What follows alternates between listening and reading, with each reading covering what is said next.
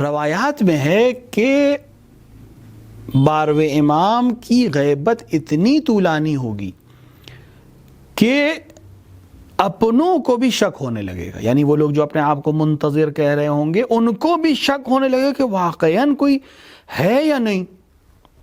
اور ایسے وقت میں وہ لوگ بہت کم ہوں گے جن کو یقین ہوگا کہ نہیں کوئی آنے والا موعود ہے، کوئی ہے جو آ کر اس دنیا کو عدل اور انصاف سے بھر دے گا، کوئی ہے جو ہم پر حجت ہے خدا کی، کوئی ہے جو ہمارے امور کو دیکھ رہا ہے۔ یہ افراد جن کو یقین ہوگا کہ کوئی ہے، کوئی مہدی ہے، کوئی آنے والا ہے، یہ سب سے زیادہ پریشانی میں ہوں گے۔ پوری دنیا ان پر ظلم کر رہی ہوگی، ان کا مذاق اڑا رہی ہوگی، ان کے اوپر حملے کر رہی ہوگی، زبانی حملے، جسمانی حملے، روحانی حملے، ہر طرح کے حملے ان پر ہو رہے ہوں گے، اور ان کا مذاق اڑا کے کہہ رہے ہوں گے کہ وہ جس کے تم منتظر ہو کہاں ہے، تمہارے ان حالات میں وہ کیوں نہیں آتا۔ اور بہت سے اپنے دکھنے والے بھی اس شک میں مبتلا ہو جائیں گے، لیکن بہت کم جماعت ایسی ہوگی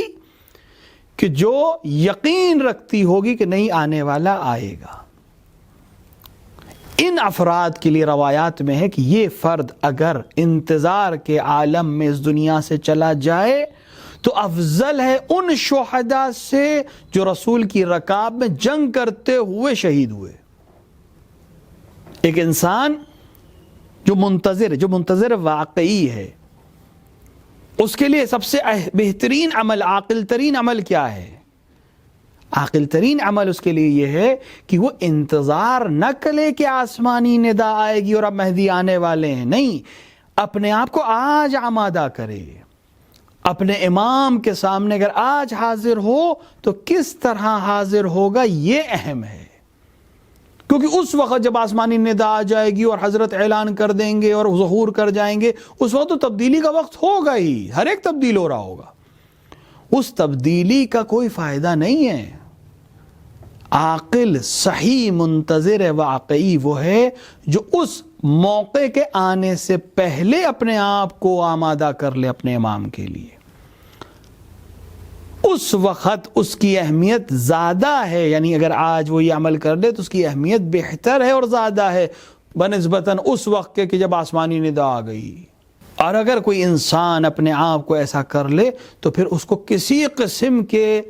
وسوسے میں نہیں جانا ہے، اس کو اپنا ہر عمل اس طرح سے کرنا کہ وہ آج اپنے امام کے سامنے کھڑا ہے۔ یہ جو میں نے روایت پڑھی کہ ایسا منتظر رسول کی رکاب میں جنگ کرنے والے شہداء سے زیادہ افضل ہے، بہتر ہے، کیوں؟ کیونکہ یہ منتظر اس نے اپنے امام کو نہیں دیکھا ہے،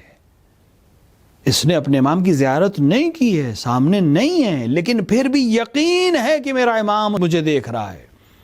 لہٰذا اپنے اعمال کو، اپنے آپ کو آمادہ کیے کہ امام کی خدمت میں ہوں۔ خدمت کا یہ مطلب نہیں کہ صرف تلوار لے کے میدان جنگ میں جانا ہے، نہیں، ہر عمل جو کر رہا ہے وہ اپنے امام کے لیے کر رہا ہے۔ جو ایسا کر رہا ہے وہی منتظر واقعی ہے۔